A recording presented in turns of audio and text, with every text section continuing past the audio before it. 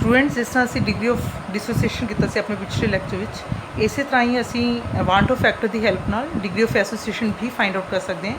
So next use of want of factor is to calculate degree of association. Again it can be shown or represented by the symbol alpha, and here alpha is the, or degree of association is the fraction of total molecules undergoing association। Exactly उसे pattern नाल असीं जाना है। Suppose साडे कोल कोई salute है ए और इसके असी एन मोल्स लिते हैं स्टार्ट पहलों, तो ये जो आपस एसोसीएट होंगे तो ए एन, सो इस तरह का एसोसीएट होकर अपने को पॉलीमर बना देंगे ए एन। और अगर दो मॉलिक्यूल एसोसीएट हो रहे हैं तो यह डाइमर भी हो सकता है, तीन मॉलिक्यूल एसोसीएट हो रहे हैं तो यह ट्राइमर भी हो सकता है। तो इस तरह का एसोसीएशन हो सकती है। चलो आप इसमें इस तरीके ना लैने कि ए जोड़ा सीगा स्टार्टिंग विच सीगा और बाद विच एसोसीएट होकर वो ए एन की फॉर्म लै रहा है। सो स्टार्टिंग विच बिफोर एसोसीएशन उस तरीके नाल असी लेटर से असी इसका एक मोल लिता है और कोई एसोसीएशन नहीं हुई तो ये 0 मोल। आफ्टर एसोसीएशन किन्ने एसोसीएट होए, डिग्री ऑफ एसोसीएशन अल्फा। एक मोल विचों अल्फा मोल्स जोड़े है एसोसीएट हो गए तो ये किन्ने रह गए 1 माइनस अल्फा। हुण अगर इसे अल्फा मोल्स एसोसीएट हो रहे हैं तो ये किन्ने बननगे। फॉर्मूला तो सानू पता लग रहा है कि अगर असी एन मोल्स इसे लैने हैं तो इसका एक मोल बनता है, ठीक है। सो अगर असी एन मोल्स लैने हैं तो उसका एक मोल बनेगा। अगर असी इसे एक मोल लवांगे तो ये वाला फॉर्मूला किन्ने बन जाएंगे 1/n, बट इसके किन्ने मोल्स बन यूज़ हो रहे हैं ये बनाने लिए अल्फा मोल्स। सो अगर असी अल्फा मोल्स लैने ए दे तो ये किन्ने बननगे अल्फा अपॉन एन। सो इत्थे की आ जाएगा साडे कोल अल्फा अपॉन एन, ठीक है। सो हुण है साडे कोल total number of particles after association. ये असीं कह रहे हैं एक्सपैरीमेंटल पार्ट, क्योंकि एक्सपैरीमेंट जो करांगे तो एसोसीएट हो रहे हैं तो किन्ने पार्टिकल्स होंगे। स्टार्टिंग मटीरियल 1 माइनस अल्फा और प्रोडक्ट साडे कोल आ जाएगा अल्फा अपॉन एन। सो असीं इसमें लिख सकते हैं 1 minus 1 upon n alpha. Negative sign अगर असीं बाहर निकाल सकते हैं, अगर पॉजिटिव साइन अगर निकालेंगे तो 1 अपॉन एन माइनस 1 हो जाए। सो बिफोर एसोसीएशन अगर नॉर्मल होंदा, नॉर्मल नंबर ऑफ पार्टिकल्स किन्ने होने सीगे, अगर एसोसीएट ना होंदे तो असी 1 मोल ऐड किया सी, ये 1 ही होना सी। सो उसी तरह आई जो आएगा observe number of particles which is 1 minus 1 upon n alpha divided by n. और इसमें अगर असी होर ओपन कर दिए 1 माइनस असी इत्थे एलसीएम ले लिए n minus 1 upon n alpha upon 1। तो इसमें असी सिंपलीफाई कर देने। So i is equal to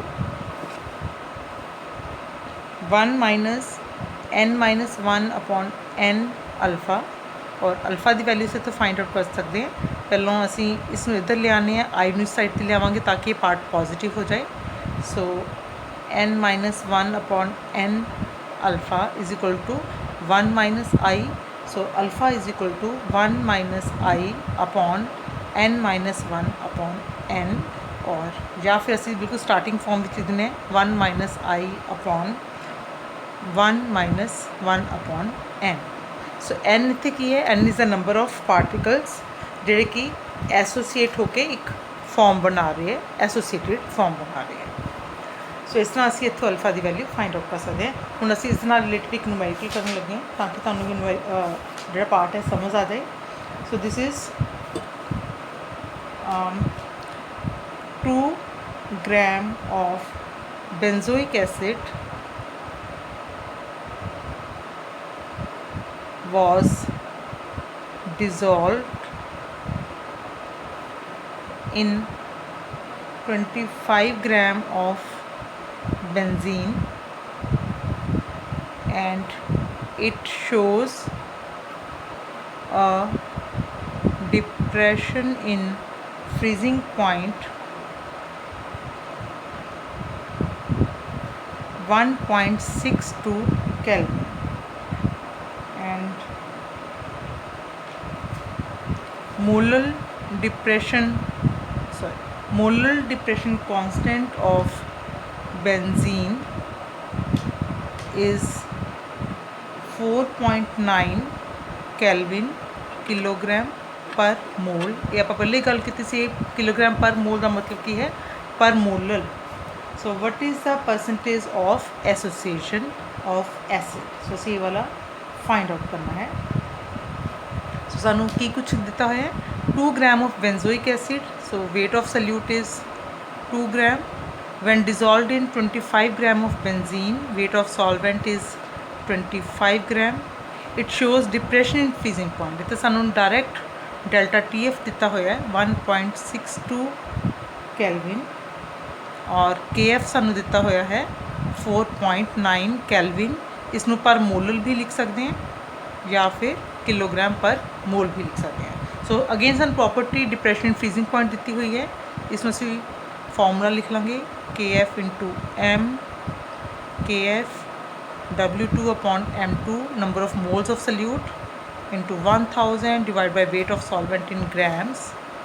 और असी मॉलिकुलर वेट फाइंड आउट करना है क्योंकि एबनॉर्मल है, सानू नहीं पता इसकी value. So KF into W2 into 1000 divide by delta TF into W1।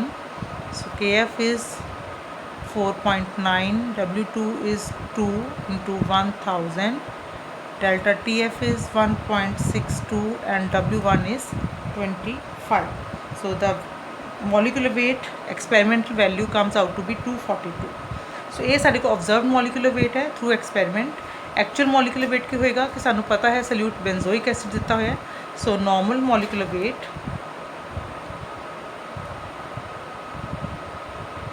वो कितना होएगा बेंजोइक एसिड का। This is benzoic acid formula और इस जैसे सारे वेट्स में अगर ऐड कर ली तो वैल्यू सारे को आती है 122। सो आई की होएगा normal molecular weight divided by observed और experimental molecular weight. So normal is 122, experimental is 242। So the value comes out to be 0.504। So i आ गया है और असी इसकी हेल्प नाल अल्फा फाइंड आउट करांगे। So now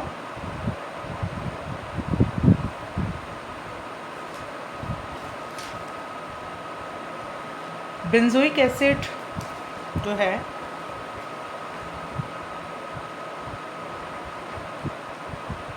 when it is dissolved in benzene तो सानू पता है कि ये डाइमर बनाता है। सो असी इस तरीके नाल इसका डाइमर फॉर्मेशन शो कर देंगे। सो वही फॉर्मूला नूं असी यूज़ करांगे। साडे कोल अल्फा जो है वो आया सी 1 minus I upon 1 minus I upon 1 minus 1 upon n। So 1 minus 1 upon n। So 1 minus आई जोड़ा है असी हुणे ही कैलकुलेट किया है 0.504 और 1 minus 1 upon n is the number of particles in associated form. So इतने 2 है, इस 2 लिख देंगे तो अल्फा साढ़े को आ जाएगा। सारा कैलकुलेट करके जो वैल्यू आ रही है दैट इज़ 0.838 और अगर असी इसनों 100 नाल मल्टीप्लाई कर देंगे तो 83.8% एसोसीएशन आ जाएगी। मीनस अगर असी 100 मॉलिक्यूल्स असी ले लिए बेंजोइक एसिड के और उसनों असी बेंजीन विच डिजोल्व कर दिए तो उन्होंने 83.8 मॉलिक्यूल एसोसीएट हो जाएंगे। जोड़े बाकी रह जाएंगे 16.2 मॉलिक्यूल्स वो जोड़े है वो सिंगल फॉर्म विच रहेंगे वो एसोसीएट नहीं होंगे।